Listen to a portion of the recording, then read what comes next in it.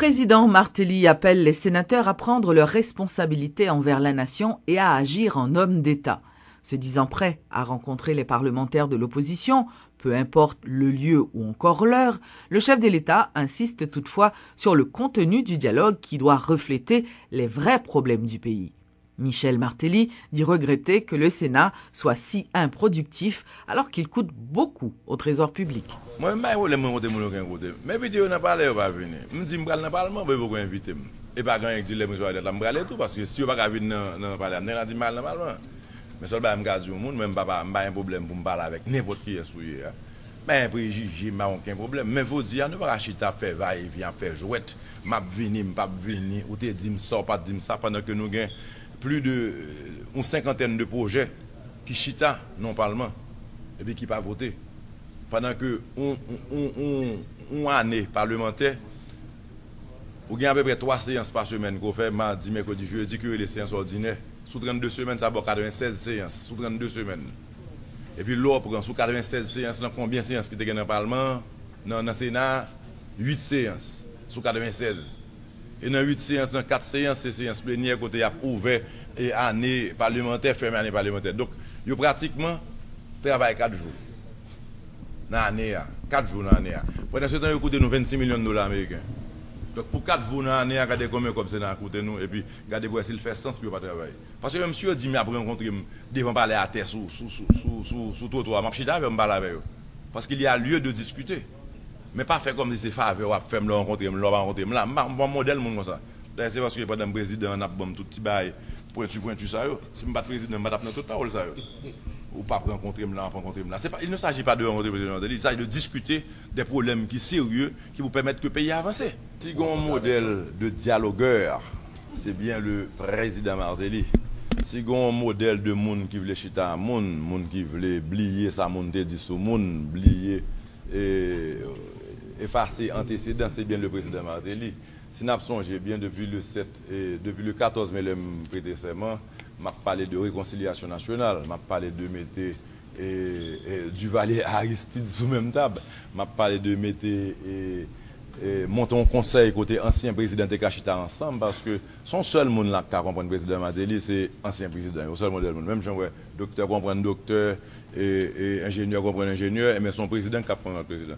Donc dans tête PAM, c'était toujours idem pour me mettre tout président dans un conseil de sages, côté que des partage expérience, erreur, succès avec le président qui a monté. Donc si on cherche un monde qui croit dans le dialogue, soit j'ai un monde qui croit dans parler à monde, dans faire ouverture, dans la tolérance, il s'agit bien de El Michel Matala.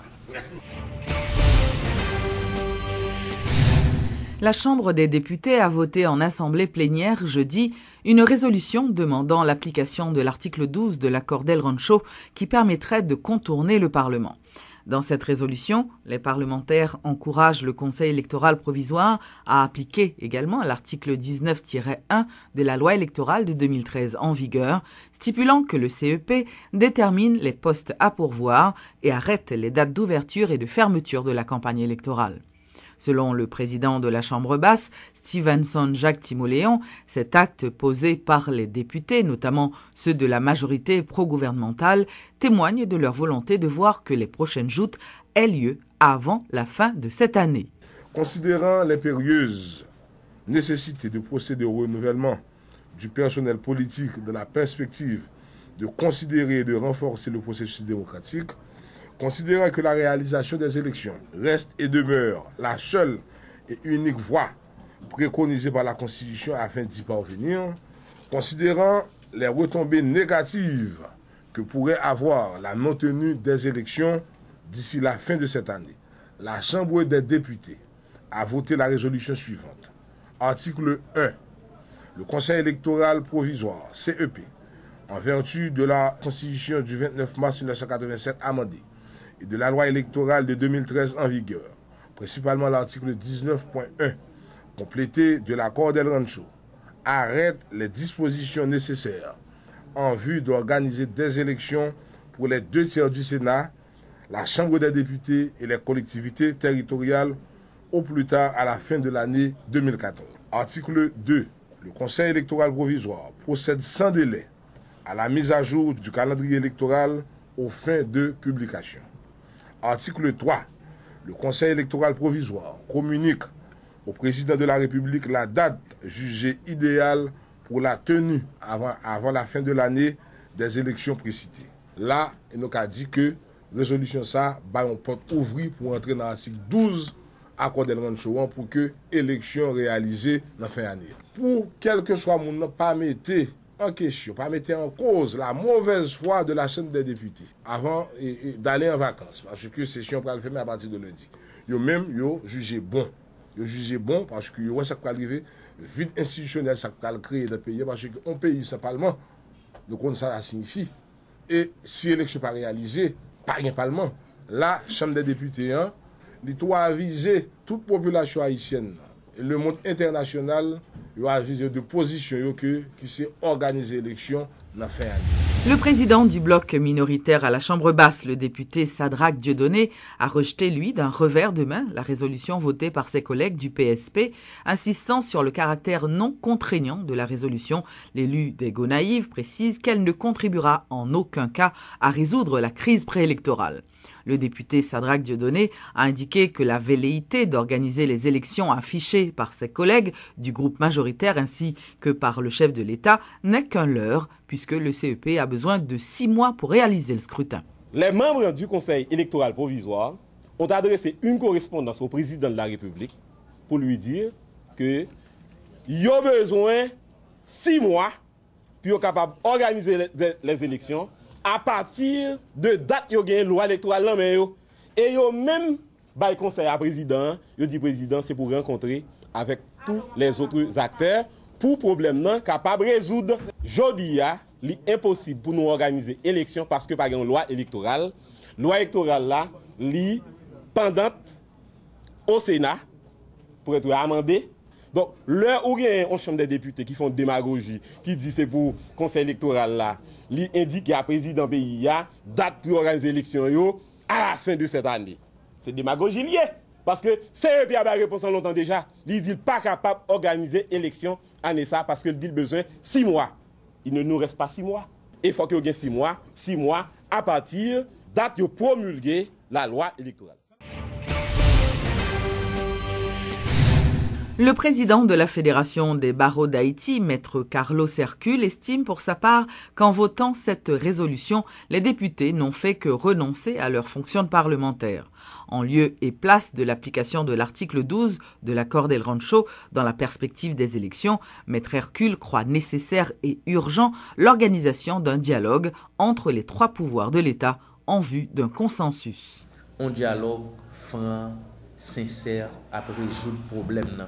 Résoudre le problème aujourd'hui, il n'est pas non question de vote de la loi électorale, il n'est pas non question de l'article 12, il n'est pas non question de 12e lundi du mois de janvier. Il est non question que ce sont des dirigeants de ce pays, président, c'est le président de la République, le Sénat, ce sont des élus, la Chambre des députés, ce sont des élus, monsieur parti politique de l'opposition, c'est moun qui a appelé pour venir diriger. Ils ont une obligation pour chita pour dire monsieur une fois de plus ou bien pour une fois qui ça n'a fait pour empêcher que ça nous craigne dans le baril. Ça nous craigne dans qui ça lié ou choisi pour gagner 3 pouvoirs, il pas question deuxième lundi pour non pouvoir disparaître. Donc ils ont gagné pour prendre ça comme le point commun que les 3 pouvoirs doivent continuer d'exister envers et contre tous. Le ministère de l'Éducation nationale a rencontré ce jeudi les inspecteurs du système éducatif haïtien dans le cadre de leur 2e congrès annuel. 600 inspecteurs participaient à cette rencontre qui vise, selon Nesmi Maniga, à chercher des solutions pour renforcer la supervision pédagogique et administrative des écoles fondamentales et secondaires de la République. Il est important à quelques jours de la rentrée des classes que nous faisons chita avec 600 inspecteurs qui travaillent dans le système à tous les niveaux, fondamental, secondaire, technique et professionnel, pour nous être capables d'analyser avec eux tout enjeu, défi que l'année ça a gagné la donne. Surtout, nous connaissons 12 mesures que le ministère fait sur le point qui ont pour avec renforcement de la qualité du système éducatif eh bien, on ministre pas chita dans le bureau avec directeur technique seulement, ou bien avec directeur départemental lui seulement, pour le capable quoi que mesure ça va atterrir sur le terrain. Donc il était tout à fait normal, logique que nous réunissons tout inspecteur là pour nous capable faire dans des ateliers, discuter avec eux, mesure par mesure, où est qui gens nous parle faire, application, mise en œuvre concrète là. Et on va sortir tout avec un manuel révisé de qui gens on va gérer question inspectorat, supervision pédagogique, supervision administrative. Il faut que nous ayons non seulement plus d'outils, mais tout plus motivation. Donc c'est pour ça qu'on a discuté avec eux sur question relèvement salarial à partir d'année ça pour inspectorat tout. Même gens tout, n'a tant de eux, plus engagement, plus responsabilité. Nous avons plein de formation tout que nous avons en œuvre pour inspectorat parce que ou pas inspecteur à vie, ou pas d'information, compétence à vie, si vous pas renouveler année après année, ou avez des difficultés pour capable véritablement faire ça que le ministère attend de vous, ça que l'école attend de vous, ça que le directeur de l'école attend de vous, ça que les parents attendent tout dans l'inspecteur. Le virus Ebola n'est pas présent en Haïti, c'est la garantie donnée par la ministre de la Santé publique ce vendredi. Florence Duperval-Guillaume a affirmé que toutes les mesures sont prises afin de détecter le premier cas et en assurer la prise en charge si le virus venait à pénétrer sur le territoire. La ministre invite la population à garder son calme, soulignant que les différentes mesures d'interdiction adoptées jusqu'ici sont respectées par tous les secteurs concernés. Nous connaissons, bon avantage nous gagnons, c'est que nous pas gagnons des trafics aériens directs avec l'Afrique. Donc, puisque nous n'avons pas de trafic aérien direct avec l'Afrique, il faut que l'aller passer ou bien par l'Europe, ou bien par les Antilles françaises d'outre-mer, ou bien encore par l'Amérique du Nord ou l'Amérique du Sud. Donc, pays ça, on ne peut pas regarder. Je ne sais pas si c'est nous-mêmes seulement qui sommes intelligents ou bien qui sont concernés. Pays ça, tout concerné, on va même Ebola rentrer la caillou. Donc, même tout, il y a des préventions à faire. Avant, pour nous arriver en Haïti, ce n'est pas de trajet pour le faire. Mais parallèlement, il y a un cas particulier que tout le monde connaît et que nous prenons ça fait deuxième note de presse que nous sortis pour nous réitérer et nous suivre vraiment avec les Nations Unies, pas de rotation de personnel venant de l'Afrique. C'est-à-dire que si on est ici où c'est africain ou la caillou, nous ne pouvons pas empêcher la caillou. Mais nous disons nous-mêmes, autant que faire se peut, éviter, pendant que bagaille ça prend de l'ampleur là, que nous amener des gens directement de l'Afrique, venir en rotation, par exemple au niveau de la MINUSTA. Il est respecté jusqu'à présent? Jusqu'à présent, tout à l'heure, M. Declercq t'a dit que s'il était rencontré pour montrer les données, jusqu'à présent, il est respecté. Et il a même tout commencé, même j'en nous prend IMIS qui pour faire un centre d'isolation pour nous, que y a OMS avec CDC à renforcer, pour que capable bon site. Si par exemple, il prend un monde, il a suspect rap, il mettre de l'autre côté pour être capable d'investiguer, pour pas même gagner temps joindre avec l'autre monde. La Bibliothèque nationale a procédé ce vendredi à l'ouverture de l'année culturelle. L'écrivain Franck Etienne sera à l'honneur lors de cette ouverture, selon la directrice Émilie Prophète, qui parle d'un agenda très chargé cette année. Donc Franck Etienne, pour nous, c'était l'homme idéal. Et pendant l'année ça, nous allons célébrer 20 ans de disparition René Philoctète qui était fondé ensemble avec Franck Etienne, ça le mouvement spiraliste. C'est 5 ans tremblement de terre, son date symbolique 5 ans. Et c'est centenaire occupation américaine. Et surtout, c'est 75 ans Bibliothèque nationale qui a une double mission de conservation et de lecture publique. Donc on a fait ouverture année culturelle là et nous faisons avec Franck Etienne matin. Nous très contents public la répondre à l'appel, ils étaient très nombreux et je pense que Franck offrit un très bel spectacle qui vraiment dit nous prenons une belle année culturelle, les gens Franck dit une année chaotique parce que selon Franck Etienne, peut-être que je suis d'accord avec Franck Etienne, tout est dans le chaos. Donc voilà.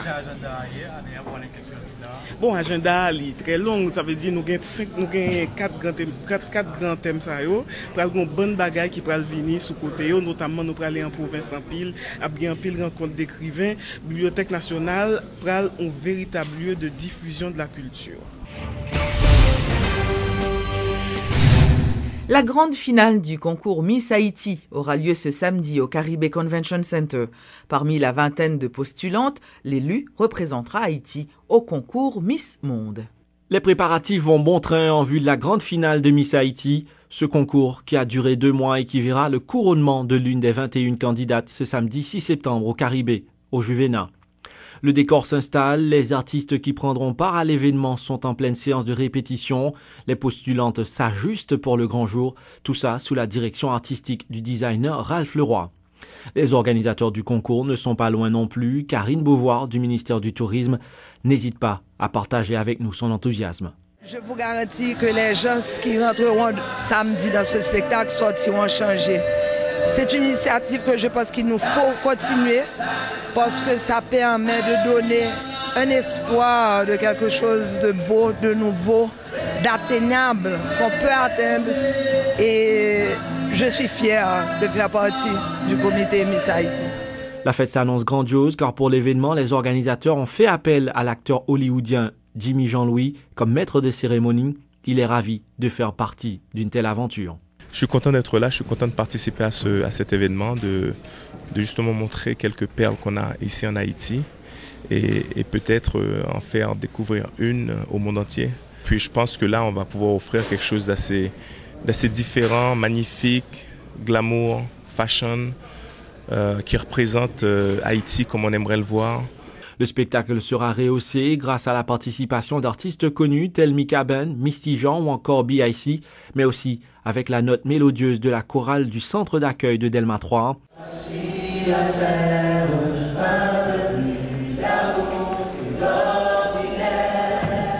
À en juger par les préparatifs, les organisateurs ont mis le paquet pour que l'événement soit d'un standard de qualité. Nous